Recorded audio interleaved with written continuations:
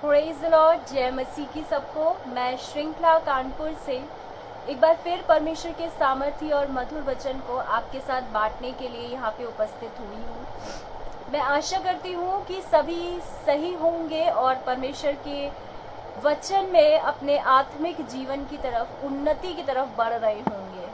आइए सबसे पहले उस परमेश्वर पिता का धन्यवाद करें, क्योंकि उसने हमें जिंदों की ज़मीन पर रखा है और हम जिंदा खुदावन को मानने वाले परमेश्वर के बेटे और बेटियां हैं, और हमारा काम है कि हमें परमेश्वर के वचन का प्रचार करना है।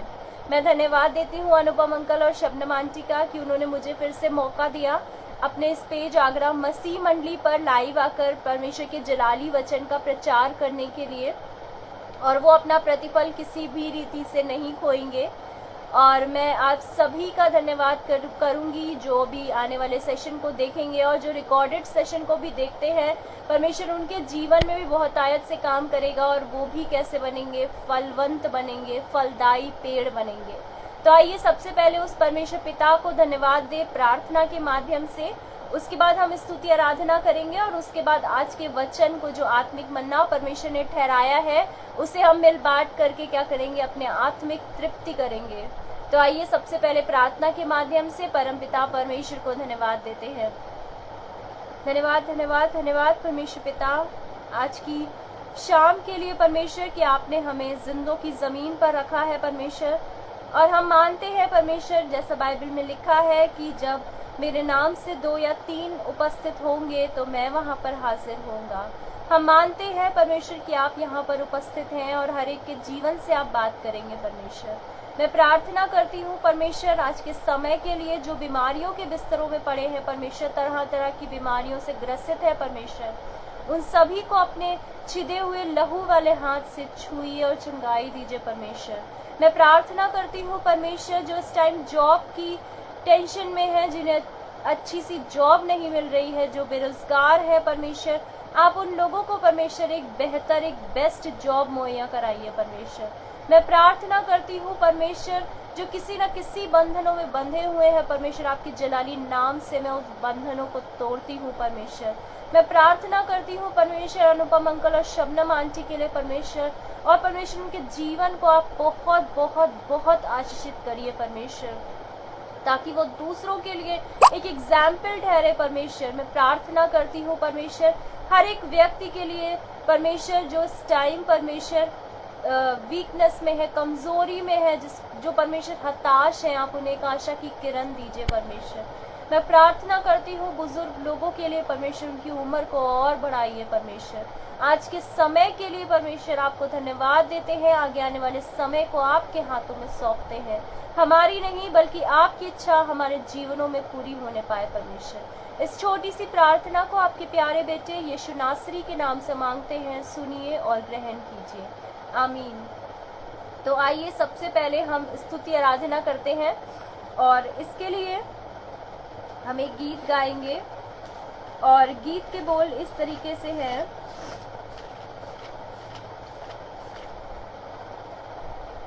गिन गिन के स्तुति करूं, क्योंकि उसके उपहार इतने हैं, उसके उपकार इतने हैं कि हम धन्यवाद ही का बलिदान उनको चढ़ा सकते हैं, क्योंकि सब कुछ दिया हुआ किसका है, परमेश्वर का है हमारी जिंदगी में।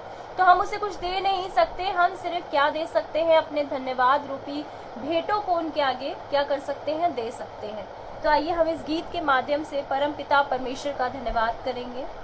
गिन गिन के स्तुति करो बेशुमार तेरे दानों के लिए, अब तक तूने संभाला मुझे अपनी बाहों में लिए हुए, अब तक तूने संभाला मुझे अपनी बाहों में लिए हुए।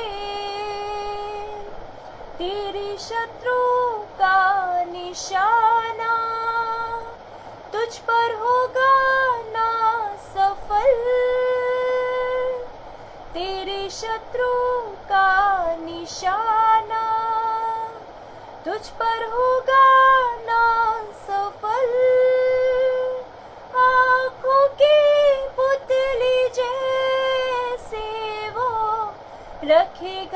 तुझे हर पल, आँखों की पुतली जैसे वो रखेगा तुझे हर पल। गिन गिन के स्तुति करूं बेशुमार तेरे दानों के लिए। अब तक तूने संभाला मुझे, अपनी बाहों में लिए हुए। अब तक तूने संभाला मुझे, अपनी बाहों में लिए हुए।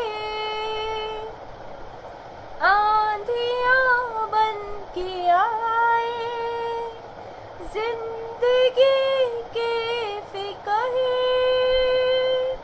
आंधियां बन के आए जिंदगी के फिकर।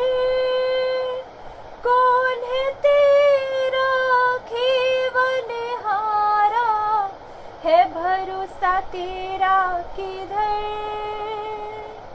कौन है तेरा खेवनहारा, है भरोसा तेरा किधर। गिन गिन के स्तुति करूं बेशुमार तेरे दानों के लिए। अब तक तूने संभाला मुझे, अपनी बाहों में लिए हुए।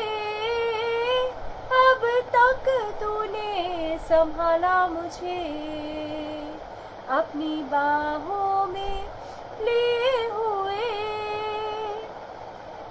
आए जो तुझको मिटाने, वो शस्त्र होंगे बेअसर। आए जो तुझको मिटाने, वो शस्त्र होंगे बेअसर। तेरा रचने वाला तुझ पर रखता है अपनी नजर। तेरा रचने वाला तुझ पर रखता है अपनी नजर। गिन गिन के स्तुति करूं बेशुमार तेरे दानों के लिए। अब तक तूने संभाला मुझे, अपनी बाहों में लिए हुए। अब तक तूने संभाला मुझे, अपनी बाहों में लिए हुए। सच में जो भी शस्त्र आएंगे हमें मिटाने के लिए, वो क्या हो जाएंगे, बेअसर हो जाएंगे। क्योंकि हमारा रचने वाला क्या करता है, हम पर अपनी नजर रखता है।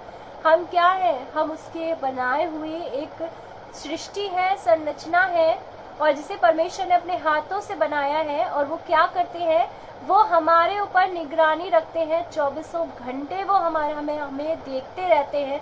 और अगर हमें कोई कष्ट होता है या हम परेशानियों में पड़े होते हैं, तो वो हमारा हाथ पकड़कर हमें नहीं चलाते, बल्कि क्या करते हैं, परेशानियों में हमें गोद उठा लेते हैं और एक सुरक्षित स्थान पर पहुंचाते हैं। मैं पहले जब मैं छोटी थी तो मैंने एक स्टोरी सुनी थी, और उस स्टोरी से मैं बहुत प्रभावित हुई थी। कोई एक पास्टर थे, वो हम लोग क्या लैंड्स मीटिंग जब होती थी तो लोग आते थे, तो वो आए थे और उन्होंने एक स्टोरी सुनाई थी। और वो स्टोरी मैं जब छोटी थी तो बहुत ज़्यादा उससे प्रभावित हुई। और फिर एक होता है कि आपका विश्वास और ज़्यादा मजबूत हो जाता है। उन्होंने बताया कि एक व्यक्ति होता है, वो उसको परमेश्वर ने ऐसा वरदान दिया होता है कि वो अपने पास्ट की चीज़ों को देख पाता था। वो ये समझ पाता था कि मैं कब अकेला हूँ, कब परमेश्वर मेरे साथ है। तो एक बार क्या होता है कि उसके लाइफ में बहुत सारी प्रॉब्लम्स आ चुकी होती हैं, और वो बड़ा परेशान होता है। तो एक दिन रात में वो सो रहा होता है और उसे सपने में दिखाई देता है कि जब बहुत खुशी थी, बहुत खुशहाल थी उसकी लाइफ और बहुत खुशियाँ थी, तो उसे दिखाई देता है कि परमेश्वर और वो दोनों साथ साथ एक रेत पर चल रहे हैं और बहुत सारी चीजें हैं उसकी लाइफ में हो रही हैं, बहुत खुशियां आ रही हैं। और जैसे जैसे लाइफ में प्रॉब्लम्स आने लगती है तब उसे दो लोगों के पैरों के निशान की जगह उसे सिर्फ एक लोगों के पैर के निशान दिखाई देते हैं कि एक व्यक्ति चला जा रहा है। तो वो परमेश्वर से सुबह उठ के बोलते हैं कि परमेश्वर, जब मैं बहुत खुश था, जब मेरे लाइफ में सारी चीजें थी, जब ब्लेसिंग्स थी, तब आप मेरे साथ थे, लेकिन जब जैसे ही परेशानियां आई तो मैंने देखा कि रेत पर सिर्फ मुझे एक व्यक्ति के पैर के निशान दिखाई दे रहे हैं, तो आपने मुझे क्यों छोड़ दिया परेशानियों में।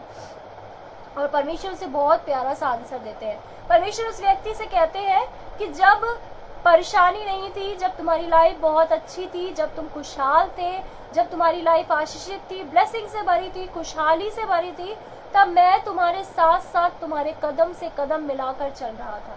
लेकिन जब तुम्हारी लाइफ में प्रॉब्लम्स आई, जब तुम्हारी लाइफ में दिक्कतें आई, तब मैंने क्या किया, तब वो पैरों के निशान जो तुम्हें दिखाई दिए वो तुम्हारे नहीं थे, बल्कि वो पैरों के निशान किसके थे, वो मेरे थे।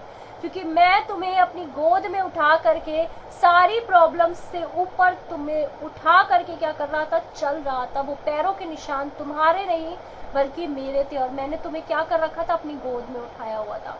वैसे ही आज जब मैं ये गाना गा रही थी तो मुझे यही स्टोरी याद आई कि सच में प्रॉब्लम्स में हम मरते नहीं, हम नाश नहीं हो जाते हैं, क्योंकि हम उस परमेश्वर की गोद में होते हैं, उस परमेश्वर की, उस सृष्टिकर्ता की गोद में होते हैं। इसीलिए हम सारी परेशानियों से क्या हो जाते हैं, कोपअप कर जाते हैं, हम सारी परेशानियों से पार पा जाते हैं, हम सारी परेशानियों पर विजय प्राप्त कर लेते हैं। लेकिन जरूरी ये है कि अपने आप को पहले परमेश्वर के आगे समर्पित करना। आज का ये जो टॉपिक है वो भी बहुत प्यारा सा है। मेरा जो आज का टॉपिक है जो मैंने चूज किया है वो है कि आपकी लाइफ अभी एंड नहीं हुई है, आपकी लाइफ में फुल स्टॉप नहीं लगा है। आपकी लाइफ की जो कहानी है वो परमेश्वर अभी भी लिख रहा है। Jesus is still writing. परमेश्वर अभी भी आपकी कहानी को लिख रहा है। बहुत बार ऐसा होता है कि जब हमारी लाइफ में प्रॉब्लम आने लगती है, जब हमारी लाइफ में बहुत बार ऐसा होता है कि जब हमें लगता है कि हमारे लिए सारे दरवाजे बंद हो गए हैं, हम इससे ज़्यादा बड़ा कुछ नहीं कर पाएंगे, या हमारी लाइफ यहीं पे ख़त्म हो गई है। लेकिन परमेश्वर क्या करते हैं, बहुत सारे लोग हैं वो आपकी लाइफ में फुल स्टॉप लगा देते हैं। बहुत बार ऐसा होता है जब बच्चों की कंपार्टमेंट आती है तो उनके पेरेंट्स भी ये कहते हैं कि अब तो हाई स्कूल में तुम्हारी कंपार्टमेंट आ गई, तुम्हारा करियर क्या है, ख़त्म हो गया है। बहुत सारे लोग ऐसा कहते हैं, लेकिन परमेश्वर उस फुल स्टॉप को क्या करते हैं, कॉमा में चेंज कर देते हैं और आगे और लिखने के लिए। क्योंकि परमेश्वर क्या करते हैं, वो स्टिल हमारी लाइफ को अभी भी लिख रहे हैं। बहुत सारी ब्लेसिंग्स हैं, बहुत सारी चंगाइयाँ हैं जो परमेश्वर अभी भी आपकी लाइफ में लिख रहे हैं। तो हमें किस पर भरोसा करना है, लोगों पर नहीं बल्कि परमेश्वर पर भरोसा करना है। और इसी से मिलती जुलती मैंने एक स्टोरी बाइबल से ली है, उसके थ्रू हम देखेंगे कि कैसे परमेश्वर हमारी जिंदगियों में काम करते हैं जब हम निराश और हताश हो जाते हैं। स्टोरी हमें मिलती है एस्तर की पुस्तक में, और उसके 7वें बाप में। उससे पहले हम छोटी सी एक चीज देखते हैं। यहाँ पर दो लोगों की कहानी बताई गई है, एक हमान और एक मोर्देकै। हमान जो था वो राजा के यहाँ प्रतिष्ठित व्यक्ति था, और जो मोर्देकै था वो एक यहूदी व्यक्ति था। तो हमान यहूदियों से चिढ़ता था, उसे यहूदी पसंद नहीं थे, और वो मोर्देकै से भी बहुत चिढ़ता था। जब भी वो फाटक के पास से निकला करता था हमान, और वो मोर्देकै उसको वहां दिख जाता था, तो वो क्या करता था, वो कुरकुराने बुड़बुड़ाने लगता था, क्योंकि उसे मोर्देकै बिल्कुल पसंद नहीं था। और रीजन ये था कि वो एक यहूदी था, इसलिए मोर्देकै को वो पसंद नहीं करता था। और यहूदी उस टाइम पर क्या थे, गुलाम हुआ करते थे। और हमान जब भी फाटक से निकलता था वो मोर्देकै को देखता था और क्या करता था, उससे चिढ़ता था, उससे बहुत चिढ़ता था। और एक बार क्या हुआ, राजा के 2 अधिकारियों ने राजा को मारने के लिए एक षड्यंत्र रचा, और मोर्देकै को ये बात पता चल जाती है। तो मोर्देकै क्या करता है, राजा को बता देता है, और इस प्रकार राजा की जान बच जाती है। और पहले समय में ये होता था कि लोगों को, कि जब वो राजा के लिए कुछ काम करा करते थे तब राजा उन्हें रिवॉर्ड देता था, उससे इनाम दिया जाता था। लेकिन मुदरके को उस चीज का इनाम नहीं मिला। जब हम अपने दूसरे लोगों के लिए भलाई करते हैं और हम उनसे रिफंड पाने की कोशिश करते हैं, हम उनसे रिवॉर्ड लेने की कोशिश करते हैं, तो वो व्यर्थ है। क्योंकि हमें क्या करना है, हमें परमेश्वर की तरफ से रिवॉर्ड चाहिए। मे भी हो सकता है बहुत बार अभी भी ऐसा होगा कि आपने बहुत बार लोगों के लिए भलाई करी होगी, बहुत बार अच्छे काम किए होंगे, लेकिन उसका रिवॉर्ड लोगों ने आपको नहीं दिया और आपने बहुत बार ये सोचा होगा कि मेरी ये भलाई व्यर्थ गई है। नहीं मेरे प्रियो, ऐसा बिल्कुल भी नहीं होता है। अगर आप कोई भी अच्छा काम करते हैं, कोई लोग देखे ना देखे, लेकिन आपका परमेश्वर जो 24 घंटे आप पर नजर रखता है वो जरूर देखता है। आपको पता है, आपकी एक एक चीज वो नोट करता है। वो सोचता है कि मेरे बेटे बेटी ने यहाँ पर ये काम किया है, इसकी भलाई उसे आज नहीं तो कल जहाँ उसे जरूरत है वहां पर मिलेगी। बहुत बार ऐसा होता है कि आपके लिए हेल्प ऐसे लोग करते हैं जिनको आपको भी उम्मीद नहीं होती है कि ये भी हमारी हेल्प कर सकते हैं। अब जैसे एलिया की हेल्प करी थी उस सारपत की विधवा ने, जबकि उसके पास भी कुछ खाने के लिए नहीं था, लेकिन परमेश्वर ने एलिया के लिए वहां पर उसकी हेल्प के लिए उस सारपत की विधवा को तैयार किया था। और विधवा क्या करती है, उसके लिए रोटी बनाकर लाती है, उसके लिए पानी लेकर आती है, जबकि क्या था, वहां पर सूखा पड़ा था। और परमेश्वर ऐसे लोगों से आपकी मदद कराता है जिससे आपको क्या थी, उम्मीद भी नहीं होती है। तो यहाँ पर मैं बता रही हूँ कि हामान और मुदरके की कहानी है और इससे हम देखिए क्या सीखते हैं। फिर क्या होता है कि यहाँ पर मुदरके को कोई इनाम नहीं दिया जाता है, लेकिन उसने ये चीज सोची नहीं, उसने इस चीज के लिए कभी ये नहीं सोचा कि अब मैं राजा की कभी मदद नहीं करूंगा या मैं अब कोई ऐसा भलाई का काम नहीं करूंगा, बल्कि उसने क्या किया, परमेश्वर पर छोड़ दिया। वैसे ही अगर आप अच्छा काम करते हैं, आप परमेश्वर के लिए प्रति रिवॉर्ड लेने के लिए आप सोचिए कि परमेश्वर आपको रिवॉर्ड दे, लोग दे ना दे, पर परमेश्वर जब रिवॉर्ड देता है तो वो कभी भी खत्म नहीं होता है, बल्कि और क्या हो जाता है, दुगना चौगुना होता जाता है। और उसके बाद हम देखते हैं यहाँ पर हमें पता चलता है कि जब इसके बाद हामान क्या करता है, एक षड्यंत्र रचता है मुदरके के खिलाफ, और मुदरके के लिए वो एक 75 फुट ऊंचा खंबा बनाता है ताकि वहां पर मुदरके को क्या कर दी जाए, फांसी दे दी जाए। ये स्टोरी बहुत बड़ी है, मैं आपको इन शॉर्ट बताती हूँ, फिर हम जो हमारा मेन चीज है जो हमें सीखनी है वो अब हम देखते हैं कि क्या है। और फिर क्या होता है, यहाँ पर हम देखते हैं कि 6वीं आयत में 7वीं बाप में पहली आयत से, उस रात जब राजा को ये पता चलता है कि मुदरके को फांसी दी जाएगी, तो उस रात राजा को नींद नहीं आई, इसलिए उसकी आज्ञा से इतिहास की पुस्तक लाई गई और पढ़कर राजा को सुनाई गई। अब जब मुदरके के बारे में राजा को पता चलता है तो उसको नींद नहीं आई। ऐसा नहीं है कि उसे नींद आ नहीं रही थी, बल्कि कौन उसे बेचैन कर रहा था, परमेश्वर उसे बेचैन कर रहा था। बहुत बार ऐसा होता है जब हमें हेल्प की जरूरत होती है, आप अपनी प्रॉब्लम परमेश्वर के सामने रखते हैं और परमेश्वर इंतजाम करने के लिए दूसरों को बेचैन कर देते हैं आपके लिए, वो इंतजाम करते हैं परमेश्वर हमारे लिए। फिर क्या होता है, राजा को नींद नहीं आई और यह लिखा हुआ उसे मिला कि जब राजा शयस्र के हाकिम जो द्वारपाल भी थे, उनमें से बिक्ताना और तेरेश नाम 2 जनों ने उस पर हाथ चलाने की युक्ति की, तो उसे मुदरके ने प्रकट किया था।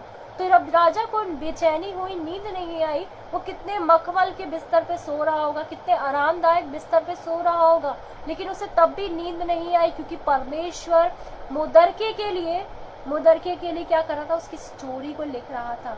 परमेश्वर के लिए फुल स्टॉप जैसा कोई वर्ड नहीं होता है, परमेश्वर उस फुल स्टॉप को कॉमा में बदल देता है। हामान ने क्या किया, हामान ने ये सोचा होगा कि कल मुदरके को फांसी हो जाएगी, फुल स्टॉप, उसकी लाइफ खत्म, फुल स्टॉप। लोग आपकी लाइफ में फुल स्टॉप लगा सकते हैं, लेकिन परमेश्वर उस फुल स्टॉप को किसमें कन्वर्ट कर सकता है, कॉमा में कन्वर्ट कर सकता है। जैसे मुदरके के लिए, मुदरके की लाइफ वहां खत्म नहीं होनी थी, क्योंकि परमेश्वर उसकी लाइफ को लिख रहा था। परमेश्वर ने क्या लिखा कि आज के दिन राजा को क्या होगी, बेचैनी होगी, और राजा इतिहास की पुस्तक मंगाएगा, और वो इतिहास की पुस्तक जो राजा श्रेयस के साथ मुदरके ने अच्छा काम किया था, उसकी जान बचाई थी, उसका रिवॉर्ड उसे उस टाइम नहीं मिला। अगर उसका रिवॉर्ड उसे उस टाइम मिल जाता तो शायद इतिहास की पुस्तक मंगाई भी जाती तो भी उसका कोई फायदा नहीं होता। तो वैसे ही अगर आज आपको किसी भली चीज का, किसी अच्छे काम का रिवॉर्ड नहीं मिला तो आप परेशान मत होइए, आपके इतिहास की पुस्तक में वो काम दर्ज हो चुका है और परमेश्वर जब आपको जरूरत होगी तब उस चीज का रिवॉर्ड आपको भली भांति देगा।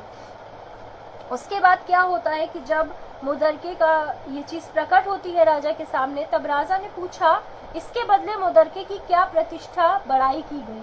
राजा के जो सेवक उसकी सेवा टहल कर रहे थे उन्होंने उसको उत्तर दिया, इसके लिए कुछ भी नहीं किया गया।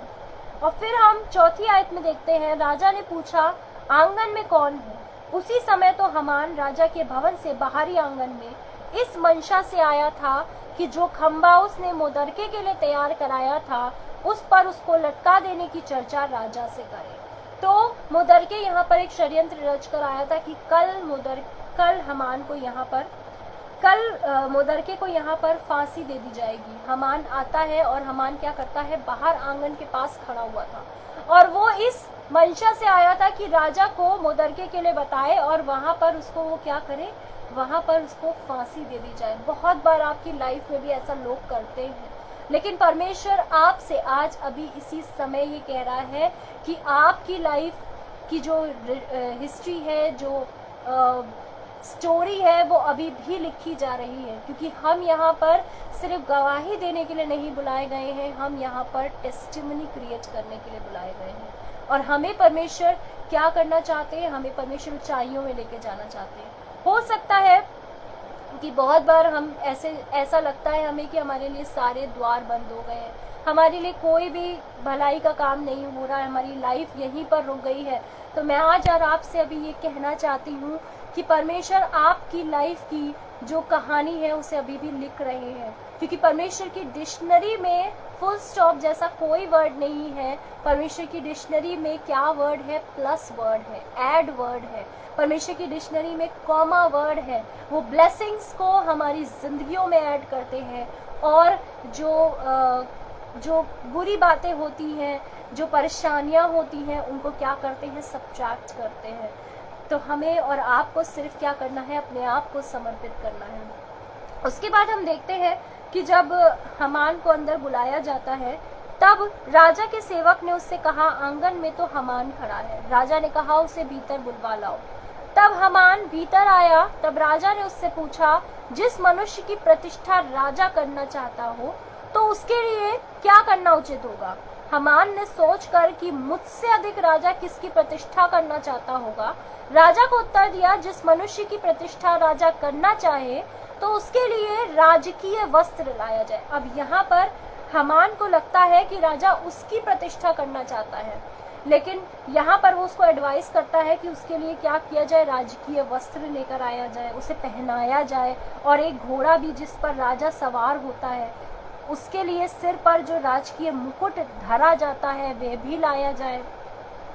फिर वह वस्त्र और वह घोड़ा राजा के किसी बड़े हाकिम को सौंप दिया जाए और जिसकी प्रतिष्ठा राजा करना चाहता हो उसको वह वस्त्र पहनाया जाए और उस घोड़े पर सवार करके नगर के चौक में जो उसे फिराया जाए और उसके आगे आगे यह प्रचार किया जाए जिसकी प्रतिष्ठा राजा करना चाहता हो उसके साथ ऐसा ही किया जाएगा। राजा ने हामान से कहा फुर्ती करके अपने कहने के अनुसार उस वस्त्र और उस घोड़े को लेकर उस यहूदी मुदरके से जो राजभवन के फाटक में बैठा करता था वैसा ही कर, जैसा तूने कहा है उसमें कुछ भी कमी होने ना पाए। यहाँ पर हामान मुदरके को क्या करना चाहता था, मरवाना चाहता था। वो इस मंशा से आया था कि मैं राजा से बात करूंगा और मुदरके को जो मैंने 75 फीट का जो एक खंबा बनवाया है मैं उस पे क्या करूंगा, लटकवा दूंगा और वो मर जाएगा। और जब वो यहाँ पर आता है तो यहाँ पर परमेश्वर क्या करते हैं, परमेश्वर उस फुल स्टॉप को कॉमा में कन्वर्ट कर देते हैं, क्योंकि अभी परमेश्वर मुदरके की लाइफ को और आगे लिख रहे हैं। उसके बाद क्या होता है कि राजा जब मुदरके से पूछता है कि हामान से पूछता है कि राजा किसी को प्रतिष्ठित करना चाहे तो क्या क्या करना होगा।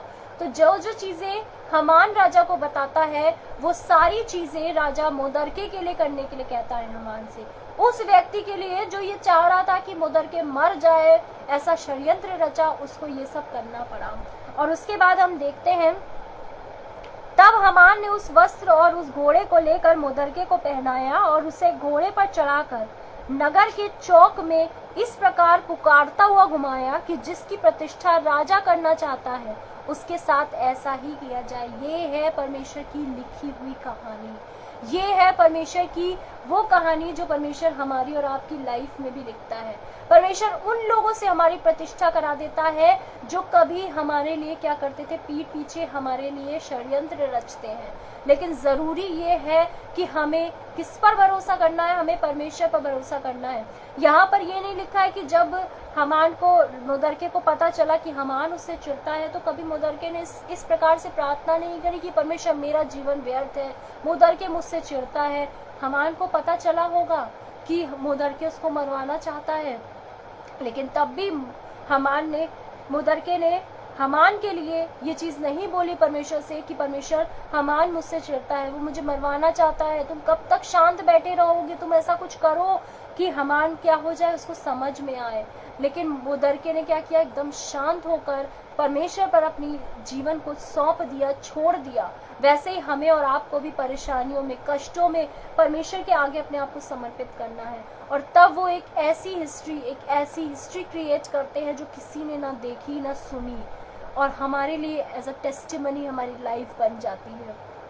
इसके बाद हम देखते हैं 12वीं आयत में, तब मोदरके जो राजभवन के फाटक में लौट गया, परंतु हामान शोक करता हुआ और उसके सिर ढांपे हुए झट अपने घर को गया। तो देखा हमने कि मोदरके बहुत ज्यादा आशीषित हुआ उस ब्लेसिंग से जो राजा ने उसके लिए करी, और राजा ने भी करी, लेकिन कराई किसने, परमेश्वर ने कराई, क्योंकि मोदरके ने क्या किया था, परमेश्वर को अपना आधार माना था। और उसके बाद वो अच्छे से अपने घर जाता है, और हामान जो कि मोदरके को मरवाना चाहता था, वो क्या करता है, वो सिर को ढांप करके अपने घर गया। और हामान ने अपनी पत्नी जेरेश और अपने सब मित्रों से सब कुछ जो उस पर बीता था वर्णन किया। तब उसके बुद्धिमान मित्रों और उसकी पत्नी जेरेश ने उससे कहा, मोदरके जिसे तू नीचा दिखाना चाहता था, यदि वह यहूदियों के वंश में का है तो तू उस पर प्रबल ना होने पाएगा। जेरेश भी, उसकी पत्नी भी ये बात जानती थी कि अगर वो यहूदी वंश का है तो तू उस पर क्या होगा, विजय प्राप्त नहीं कर पाएगा। क्या हम और आप अपने परमेश्वर, जिंदा परमेश्वर को मानने वाले नहीं हैं? अगर है तो हमें भी ये विश्वास होना चाहिए कि जितनी भी परेशानियां आएंगी, जितने भी कष्ट आएंगे, हम नाश नहीं होंगे, बल्कि उन कष्टों में परमेश्वर हमें क्या करेंगे, अपनी गोद में उठा करके हमें एक सुरक्षित स्थान पर रखेंगे। इसके बाद हम देखते हैं कि कैसे उसी खंबे पर हामान को लटका दिया गया, जो खंबा हामान ने मोदरके के लिए बनवाया था, और उस पे फांसी दी गई। इसीलिए निर्गमन 14 और 13 आयत में लिखा है, डरो मत, खड़े खड़े वे उद्धार का काम देखो जो यहोवा आज तुम्हारे लिए करता है। ये आयत उन लोगों के लिए है जो किसी ना किसी प्रॉब्लम में है, जिनको लगता है कि उनकी लाइफ का यही फुल स्टॉप है, उनको लगता है कि उनकी लाइफ यही खत्म हो गई है। तो आप इस वर्स को ध्यान में रखिए कि डरिए मत, बल्कि क्या करिए, खड़े खड़े अपने उद्धार के काम को देखिए जो परमेश्वर आज और अभी आपके लिए करना चाह रहा है। क्योंकि परमेश्वर हमारी लाइफ की कहानी को फुल स्टॉप नहीं कर रहा है, बल्कि वो उसमें और सारी चीजें क्या कर रहा है, ऐड कर रहा है। जब परमेश्वर ऐड करता है तो कोई भी उसे हटा नहीं सकता है। बहुत बार ऐसा होता है, जब छोटे बच्चे होते हैं तो वो लोग किससे लिखते हैं, पेंसिल से लिखते हैं, और पेंसिल से लिखकर अगर उन्हें कोई और चीज लिखनी होती है या वो गलती करते हैं तो वो क्या करते हैं, इरेजर से इरेज करते हैं और उसे सही करके और बहुत सारी चीजें उसमें लिख सकते हैं उस पेज पर। ऐसे ही पेन से जब लिखते हैं तो वाइटनर यूज करते हैं। तो जब हम लिखी हुई चीज को इरेज कर सकते हैं, जब हम लिखी हुई चीज में और इरेज करके उसको आगे बढ़ा सकते हैं, तो वो तो सृष्टि करता है। वो जब इरेज करेगा हमारी चीजों, हमारे लाइफ में प्रॉब्लम्स को, परेशानियों को, तो वो क्या करेगा, वो ऐड करेगा ब्लेसिंग्स को। क्योंकि आपकी लाइफ यहीं ख़त्म नहीं है, आपकी लाइफ में यहाँ पे फुल स्टॉप नहीं है, बल्कि परमेश्वर बहुत सारे दरवाजे हैं, बहुत सारे द्वार हैं जो आपके लिए खोलता है। पर ज़रूरी ये है कि हमें उस पर विश्वास करना है। जैसे पौलुस और सिलास, जब उनको बंदी गृह पे डाल दिया गया था तो वो लोग क्या कर रहे थे? निरंतर प्रार्थना कर रहे थे। वो बहुत डाइवर्स सिचुएशन थी जिसमें वो लोग थे। उनके पैरों को काट से खोद दिया गया था, कीलें ठोक दी गई थी, लेकिन तब भी वो प्रार्थना कर रहे थे। और जब प्रार्थना करी तो एक भूकंप आया, और जैसे ही भूकंप आता है तो क्या होता है? उनके सारे बंधन खुल जाते हैं, उनके सारे द्वार खुल जाते हैं। वैसे ही प्रार्थना भी हमारी जिंदगी में रिहाई के भूकंप को लाती है। और इन्हीं इंक्रेजिंग वर्ड्स के साथ आज का सेशन में यही एंड करती हूँ, और आशा करती हूँ कि ये वचन जो आज बोया गया है ये आपकी ज़िंदगी में कहीं ना कहीं काम आएगा। और स्टिल मैं यही बात कहूँगी कि परमेश्वर अभी भी आपकी लाइफ में चीज़ों को क्या कर रहे हैं? लिख रहे हैं। बहुत बार ऐसा होता है कि जब लाइफ में, सबके लाइफ में आई थिंक ये हुआ होगा कि कभी कभी ऐसा होता है, हम गिरने वाले होते हैं, हम तुरंत स्टेबल हो जाते हैं, हम बच जाते हैं। एक्सीडेंट होने वाला होता है लेकिन नहीं हो पाता है, हम बच जाते हैं। तो हम क्या सोचते हैं? हम सोचते हैं कि हमने बुद्धिमानी से चला लिया गाड़ी, इस वजह से हमने एक्सीडेंट नहीं होने दिया। लेकिन नहीं, उस समय परमेश्वर आपकी लाइफ में वो चीज़ लिख रहा था कि सामने वाली गाड़ी मेरे बेटे या बेटी की गाड़ी से टकराने वाली है, तो मैं सामने वाली गाड़ी को थोड़ा सा मोड़ दूंगा ताकि मेरे बच्चे को कोई चोट ना आए। क्योंकि परमेश्वर आपकी लाइफ में और सारी चीज़ें ऐड करना चाहते हैं। तो आपकी लाइफ ख़त्म नहीं हुई है, आपकी लाइफ अभी से शुरू हुई है। ये मान करके आप अपनी लाइफ में आगे बढ़िए और अपने कर्ता परमेश्वर के आगे समर्पित होइए और प्रार्थना में विश्वास रखिए। क्योंकि बिना विश्वास के परमेश्वर को प्रसन्न करना क्या है? अनहोना है, जैसा कि हम बाइबल में पढ़ते हैं। और हमें विश्वास भी कैसा करना है? राई के दाने के बराबर थोड़ा करना है, लेकिन कैसा करना है? सॉलिड करना है। हमें मजबूत दृढ़ विश्वास करना है। तो इन्हीं इंक्रेजिंग वर्ड्स के साथ आज का सेशन मैं यही एंड करना चाहती हूँ, और मैं आशा करती हूँ ये जो वचन है ये आपके जीवन में ज़रूर काम करेगा और बहुत सारे लोग इससे लाभान्वित होंगे। तो आइए हम अंतिम प्रार्थना करते हैं और उसके बाद हम इस लाइव सेशन का एंड करेंगे। धन्यवाद धन्यवाद धन्यवाद परमेश्वर पिता, आज की अच्छी संगति के लिए आपको धन्यवाद परमेश्वर। मैं प्रार्थना करती हूँ परमेश्वर, जो इस टाइम अपने दिलों में आपसे कुछ मांग रहे हैं परमेश्वर, आप उन्हें हाँ और आमीन में आंसर दीजिए। मैं प्रार्थना करती हूँ परमेश्वर, आगे आने वाले समय को आपके हाथों में सौंपती हूँ। हमारी नहीं बल्कि आपकी इच्छा हमारे जीवन में पूरी होने पाए परमेश्वर। मैं धन्यवाद देती हूँ अनुपम अंकल और शबनम आंटी का कि उन्होंने इस पेज को क्रिएट किया। और परमेश्वर इस पेज पर जितने लोग जुड़े हैं परमेश्वर, आप उनकी लाइफ को ब्लेस्ड करिए परमेश्वर, उनके खत्तों को भरा पूरा करिए परमेश्वर। मैं प्रार्थना करती हूँ अनुपम अंकल और शबनम आंटी के लिए परमेश्वर, की लाइफ को परमेश्वर आप ब्लेसिंग से भरिए, वो अपना प्रतिफल किसी भी रीति से ना खोने पाए परमेश्वर। आगे आने वाले समय को आपके हाथों में सौंपती हूँ और इस छोटी सी प्रार्थना को आपके प्यारे बेटे यीशु नासरी के नाम से मांगती हूँ। सुनिए और ग्रहण कीजिए, आमीन। Praise the Lord. जय मसीह की सबको। God bless you sister Jully.